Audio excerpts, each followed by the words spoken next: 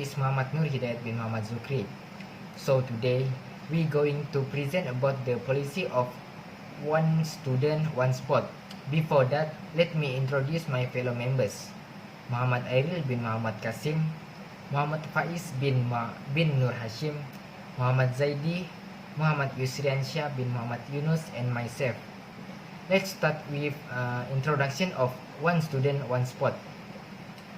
The Malaysian Ministry of Education announced the One Student One Sports policy on 9 June 2011, a two-headed spear that completes the scope of school sports growth in terms of creating and growing balanced pupils in terms of physical, emotional, spiritual, and intellectual development. The strategy aligns with the National Sports Policy for the advancements of sport in society, and it must start in the classroom with two strategies: sports for all and sports for excellence. One of its goals is to create human capital by encourage students to participate in sports throughout the year and to promote a sport culture so that they can become active, balanced members of society and healthy lifestyle, instilling positive values and self-discipline, as well as establishing a track record in sports. The One Student One Sports policy was well conceived to ensure that all students, particularly those who are less fortunate, have a different health background or disability, or are less active, have access to the benefits of participating in sport, as well as to provide opportunities for all talented students with the potential to be polished to a higher level. The policy obligates all pupils who are able to participate in a sports game presented at school, which can be implemented with a school arranged agreement. The ministry has established numerous strategies to enhance the policy's execution, including the school planning how to maximize the use of resource, equipment, and expertise, collaborating with appropriate authorities and ensuring sports throughout the years. And now I will pass it to the next presenter. Policy problem. Problem encountered in One Student One Sport. Number one is the availability of school infrastructure. For example, prior to the successful implementation of the One Student One Sport policy, school infrastructure is a must. To optimize possibilities for physical activity, schools should provide suitable sport facilities and equipment. There will be a shortage of policy due to lack of space, playground, and sport equipment. In addition, the choice of sport and equipment available in school is extremely limited. Schools in Malaysia that have been there for a long time need to be upgraded. Second is teacher readiness to serve as a sport coach. Teachers are not barred from implementing the policy of school-based sport coaching. Their physical, mental, and technological readiness is seriously questioned. The majority of the teachers involved are chosen by the school administration. They have no applicable sport coaching or physical education qualification. It is a setback for them in terms of training pupils who are capable of teaching. As is customary, the implementation of this policy should not simply be allow pupils play any sport they wish. The third is school sport possibilities. Due to a lack of sport facilities and equipment, school sports options are limited. So, of the existing sport facilities and equipment at the school are also in poor condition, because the One Student One Sport concept is centered on students. It is critical to consider students' own interest in a particular sport. As a result, School sport alternatives are less likely to suit the demand of students in their prefer physical activities. The last is student talents vary or variation. Physical abilities are an important consideration that should be addressed in the one student one sport policy.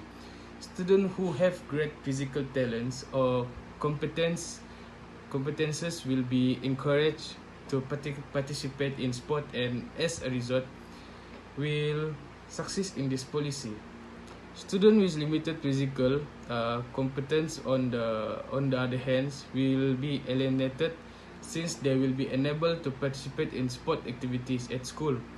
As a result, they lose interest in sport, and this policy adds to their workload throughout the school day. Thank you. Objective and goals. Every policy has its own objective as guideline to achieve the goal that have been set.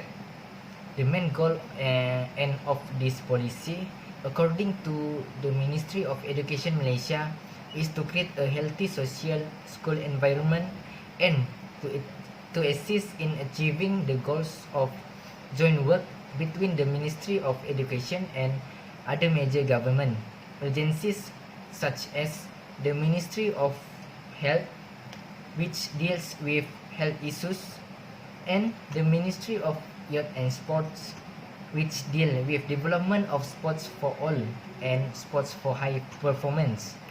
The Ministry of Education shall offer time for physical education for all students, as well as promote and coordinate sports activities in schools, including the development of leadership characteristics in sports and physical education. As stated in our national sports policy, the Ministry of Education will allocate time for all students to participate in physical education, as well as develop and coordinate sports activities in school, including the development of leadership qualities in sport and physical education. The one student one sport policy has various aims that aligns with this goal. 1. Improve physical fitness. Number 2 is character, self-esteem, discipline and moral ideals should all be developed. Number 3, promote racial harmony. Number 4, create a sports culture among pupils. Number 5, tap into school children's inherent desire to participate in physical activities. Number 6, to strike a balance between academic and physical requirements. Lastly is to create a platform for athletes to flourish in sports. Thank you. Okay, first I want to talk about actors in creation of the policy.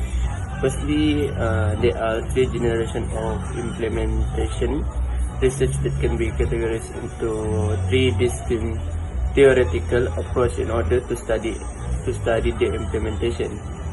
Second, the first model described by FAIZ and Tripp will be the top-down models in which their emphasis rely on the ability of the decision makers to produce unambiguous policy objective and on controlling the implementation stage.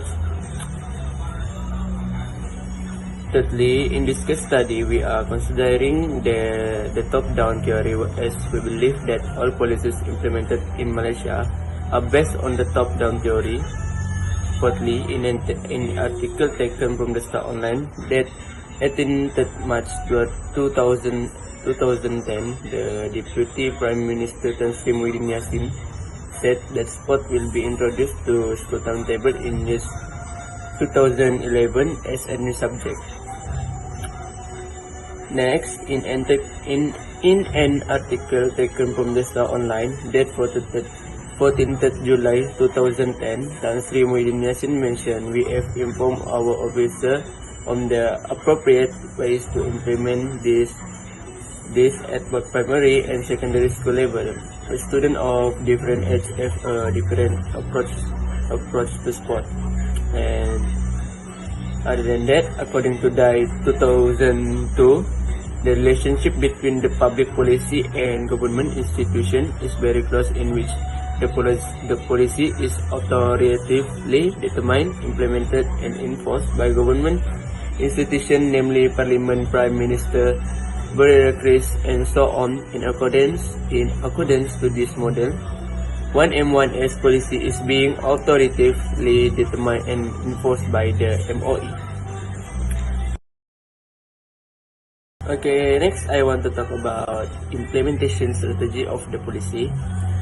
Firstly, in the case of one student, one sport policy, information provision technique is highly utilized, and the provision of information is an essential element of the functioning of any community. Providing information in a timely and target manner can be a huge benefit. And next, the 1M1S policy implementation handbook was published in order to help policy implementers with the depression of the policy. And that school sport program implementation under 1M1S policy is to be conducted throughout the year. However, schools are encouraged to plan the implementation of sport program in accordance with the availability and affordability and creativity and in innovation the school. And next, 15 strategies in carrying out the 1M1S policy we are also presented. Every school is recommended to follow the strategies presented depending on the facility and the existing infrastructure in school. The Ministry of Education also provides sport training modules for school sport, club, advisory teacher. Currently, there are 20 training modules for 10 different sports are made available for both primary and secondary school through the MOE website. And lastly, professional, secular, and sport and co-curriculum press letter are also given out by the MOE from time to time in order to street policy implementers towards achieving the goal of the policy. Of the effective of the policy one student one sport in the school is providing a balanced schedule between academic and sport for students. From the implementation of the academic schedule to be more systematic and in line with schedule for student undertaking sport activity. It is effective since all Malaysian schools now have a schedule for implementing the policy at their respective campus. Simple and measurable measurements are available at every phase in the policy process. And the same is true for the one student, one sport policy.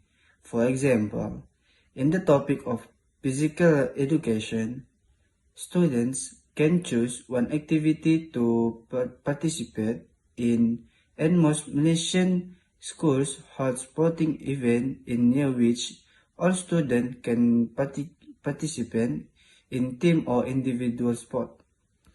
The policy other goal is to enhance physical fitness among students from time to time through students' participation in sport at school or participation in government-sponsored program. The strength of policy is that it serves as a tool for making more informed decisions. The policy process is also influenced by a variety of factors. Aside from that, one of the policy accomplishments is the development of a sport culture among students. Next is recommendation. Recommendation about one student, one sport policy is the Ministry of Education's from formation of the advisory panel of physical education and sport was a wise and appropriate move. Personally, I applaud any action that can assist in moving and supporting the execution of the already approved sport policy. On January 20, 1988, the Malaysia government issued a statement.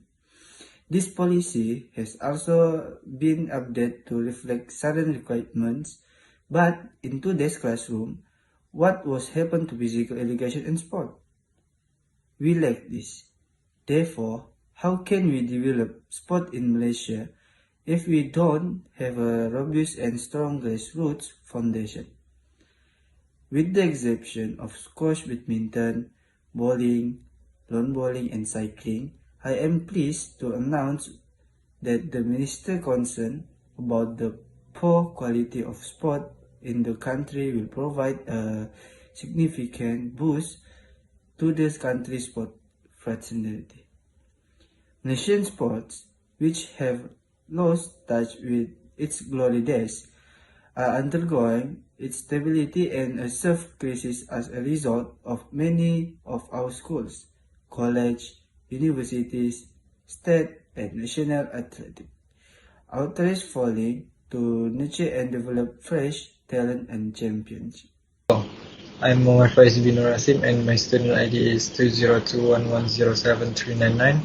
So for the conclusion is, one student, one sport policy is a good activity to activate and encourage students in Malaysia to participate in sport.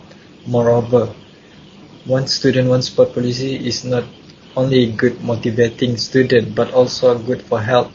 And in addition, one student, one sport policy provide an opportunity for all talented and potential people to be polished to higher level. Students who are active in sport can also use their free time more beneficially. This is because usually students who are active in sport are not interested in playing their computer game and will not spend time to perch in the center. Sport also shapes students into positive-minded people. This is because by being active in sport, can think rational and with the higher confidence and not give up quickly. So one student, one sport policy brings many benefits to the student and people in our country. Therefore, all parties should provide encouragement to school children to participate in all sport activities organized by the school in connection with the one student, one sport policy. In the meantime, the school must implement the one student, one sport policy properly so that all the goals and objectives set will be achieved. It is clear here that one student, one sport policy is a new transformation in the education system that has many benefits. Therefore, one student, one sport is an important thing in our country in order to develop more rapidly and greatly increase the positive impact in student and the country. So that's all. Thank you.